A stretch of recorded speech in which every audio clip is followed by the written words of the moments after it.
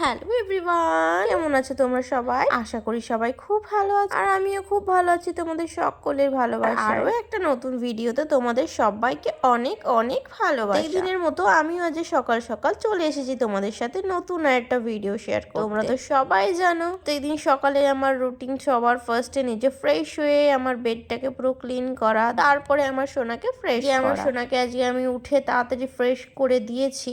আমি চটপট করে বিছানাটাও গুছিয়ে নিচ্ছি। ওকে ফ্রেশ করে দাদুর কোলে দিয়েছিলাম। যখন আসে থাক ততক্ষণে আমি বাদবাকি কাজটা করি। আমরা মায়েরা তো তাই করি, তাই না বলো? থেকেই কোন বাচ্চা চুপ আছে কারোর কাছে, যা কাজ পারো সব সালটে নাও, তাই না? কারা কারা এমন করো অবশ্যই কমেন্টে জানিও। সবাই আশা করি এটাই করে, যতক্ষণ যার কাছে থাকে কর্ম যেগুলো থাকে সেগুলো পটাপট সেরে নেওয়ার চেষ্টা করি, তাই না? আর ওদিকে আমার বিছানা গোছাতে গোছাতে আমার বাবু চলেও এসছে, এই দেখো।